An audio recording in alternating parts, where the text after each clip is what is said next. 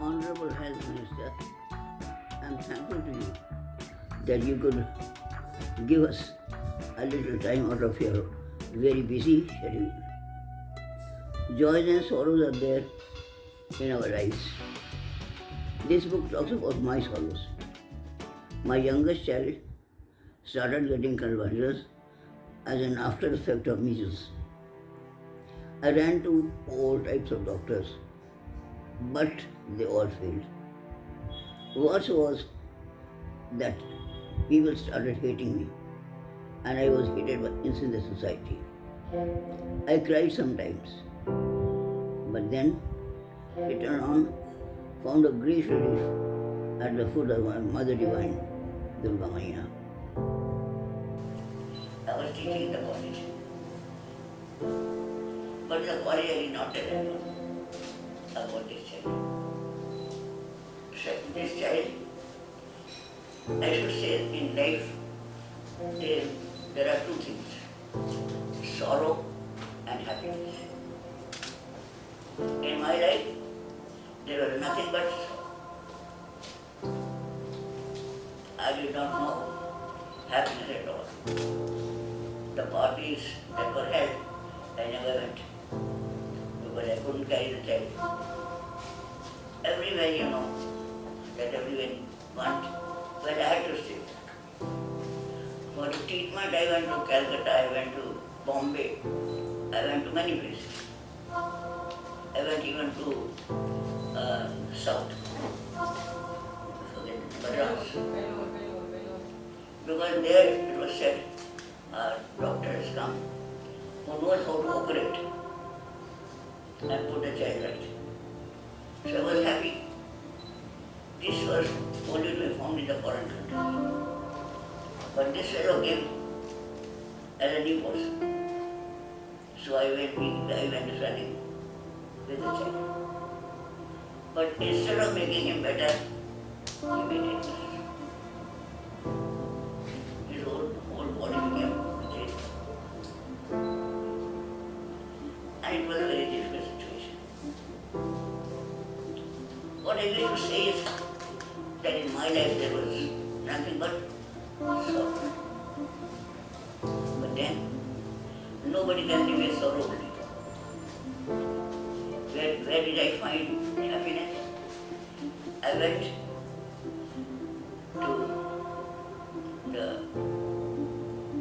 sannyasis and these people, and they brought me to this mother.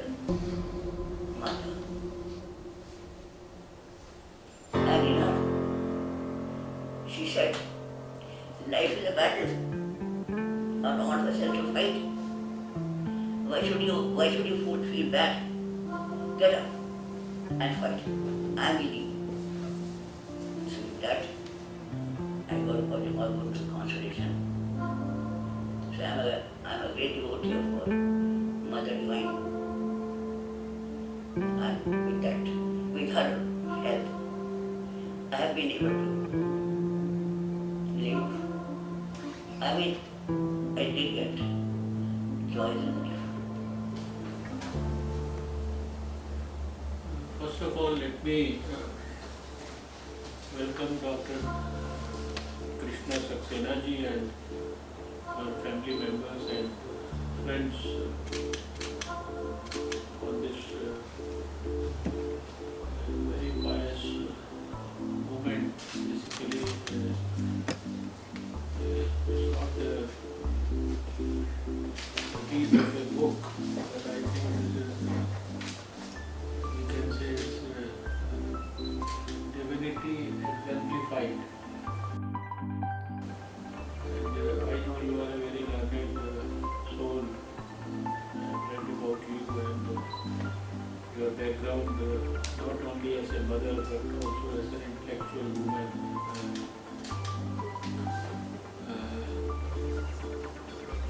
I was told that you were the first woman in Uttar Pradesh who did her PhD in English from Lucknow University. And then the students in Delhi also had the privilege of having been taught English at Delhi University by you. But that's the intellectual side of yours. But we all know that mothers, in fact, it's very difficult to define a mother and her sentiments. Mother is the, I always say that mother in any form, in any responsibility, in any good or bad situation, adverse situation, as you describe your life to be full of sorrows, she is, every mother is the height of all the good things in the world. And about the mothers, I always say that God created mothers and ensured that there is a mother in every house, because God has to also ensure that He is omnipresent. And once He has to be omnipresent, then He has to be everywhere, and in the form of mothers, He has ensured His presence in every house. That's how I describe The best relationship. That's how I describe the mothers, because we all have been blessed to have enjoyed love and affection and blessings and the pure love of the parents, more particularly the mothers. This is everybody's experience in life, and that is, and when you lose your mother or your parents, that is for anybody's most painful moment of life. Those moments you can never forget. And I think once you even lose your mother, you internalize your mothers inside your soul. So they are always with you. This is the feeling of the children that I can express on behalf of all the children for their mothers. So I know that you have in a way I would not call it a suffering. We should also take it like a blessing that you got this privilege of serving your child, even though it was in the most adverse conditions. And Mr. Shiva Dwal, I'm sure he is also a very divine soul.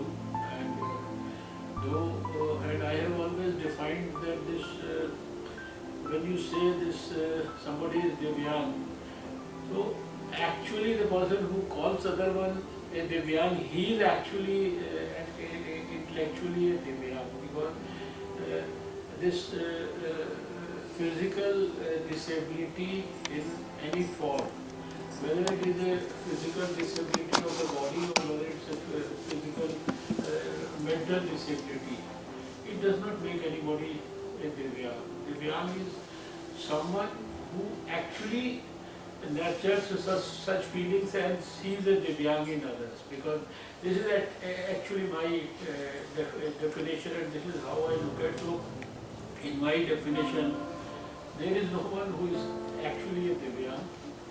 It is those people who think that the others are Divyang, they are probably technically or intellectually they are the Divyangs of the society. So you have been in fact blessed to have got this privilege to have supported your son in the most extreme. I have read the book and I found it very touching and very emotional. And when not be possible to describe what, but you have a lot of, the whole life has been dedicated to a child, and I know that the child must be, he may have or he may not have described his feelings, but he must be the most, he must be having the most indebted feelings for his mother, and I think that must be the greatest satisfaction for you, that at least you have done your best. You have put your heart and soul into his upbringing, into his, you see, maintaining his. I read in the last chapter that he even suffered from a COVID thing that would survive that COVID infection also. So that in fact proves the strength and the determination of the child, and also the parents who are the mother, who ensured that even my child, in spite of a COVID, he also gets the best treatment and he is adequately taken care of by the doctors and also. And you see, I remember that some 7 years back, 94, when I had launched the polio eradication movement, and I used to deliver my speeches, I used to always say that in a family, even if you lose somebody, if you lose your member of the family, after some time, the pain or the sorrow or whatever of that, you see, loss, it ultimately wanes away. It ultimately you forget about it after some time. But if you have a handicapped child, maybe technically handicapped, at that time I used to refer about the polio-affected children, that they have suffered the attack of the poliomyelitis virus and they have got crippled just because of that. So I used to say that it is probably a pain more than that of the death pain that you suffer from when you encounter it in your own family, because the you see, the parents have to carry that pain throughout their life, and when I can imagine that those who used to have polio at that time, they must, and when they saw that this is something which could be prevented with just 2 drops of the vaccine, they would have thought that, oh, why could we not somehow give a vaccine to our child? And now all those who must be recollecting their, you see, experiences of the past, when they know that the disease has been eradicated from the whole country or the whole region or maybe most of the world. So I can imagine the sorrow and the pain that you have suffered in your life.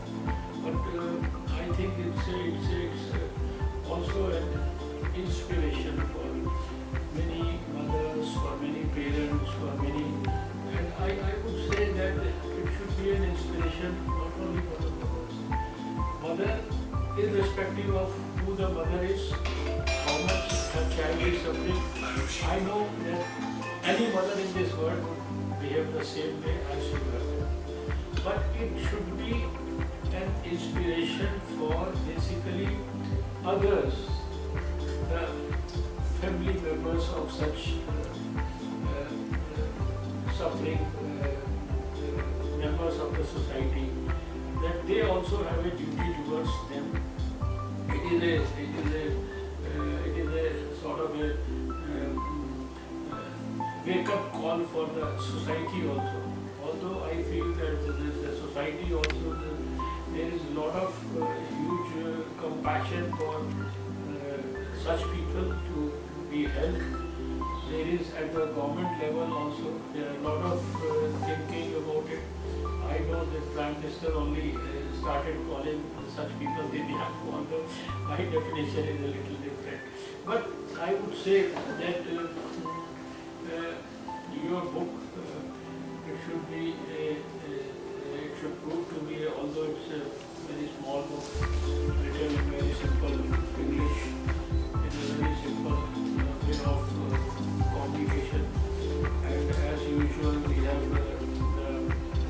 our Prabhati or the Prabhat Prakashan. Always, he is also omnipresent to help everybody. It is not the first book. My own book, A Tale of Two Drops, which I wrote about the story of having been blessed by God in 1993 on 20th of December to be able to work for a polio-free India dream. That was a dream that I saw on the night of 20th December 1993.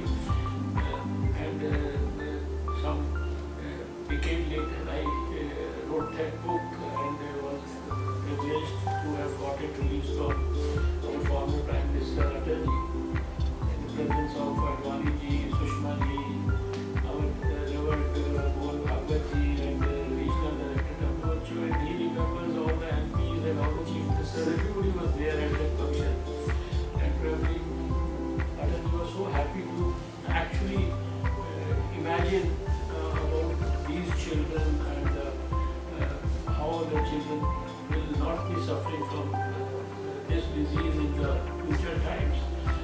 So I feel that your book in many ways will serve a very useful, pious, fruitful and worthy message for the society. Whosoever would like to take the message in the right way. So I must congratulate you. I would like to. You being a health minister, Yes. should give us some inconveniencing medicines for such children. Message. I can only say that there You is can do a lot. There is a lot of research going on in medical science all across the globe, including in India also. And right now, India doesn't lag behind anybody in the whole world. We are probably as good or better than most of the developed countries also. Our parameters in science and technology are also comparable to the best in the whole world. So that way, you have seen yourself the vaccine which used to take a decade or 2 decades even for a development. There are many diseases for which the research of vaccine development was going on when I was health minister in 20-30 years back also. And I have also witnessed the development of 2 vaccines for COVID within less than a year. And another half a dozen will come in the next 6 months. So as far as mental illnesses, all these issues are concerned, there is research going on at multiple levels.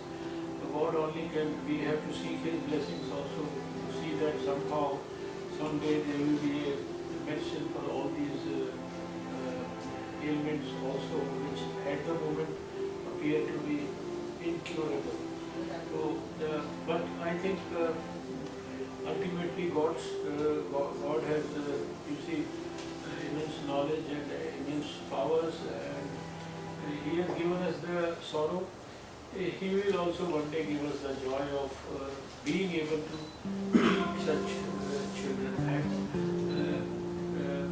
whether your child will be able to receive that benefit or not, well, I cannot say. But your sacrifice for the sake of your child, certainly it will go down in history and it will inspire many in the society to maybe contribute rightly the right direction for achieving something which is worth emulating by others. And God always helps you. See, we got one son like this, but she has other 3 children who are very well qualified and I very know highly placed. at least one son of hers I know very well. And so, can I have the privilege to see the book? Yeah.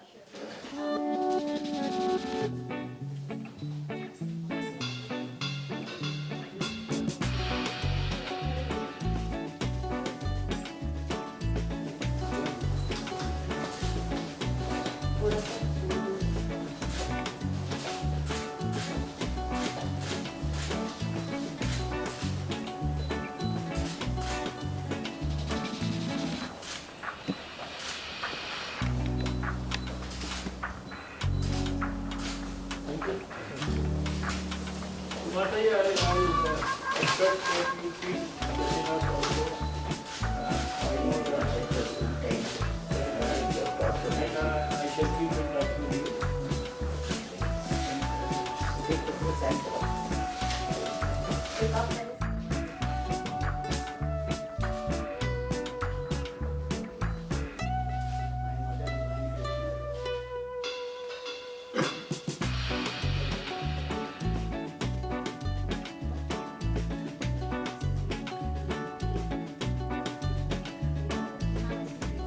एक हमारे पे कोई बता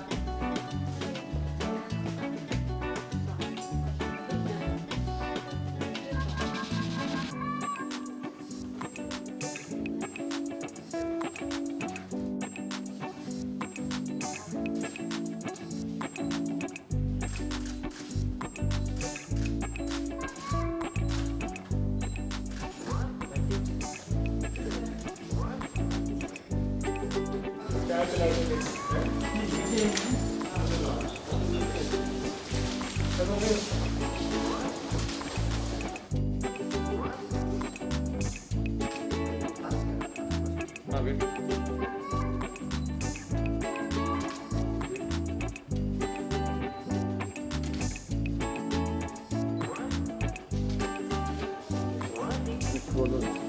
Wait. Half a minute.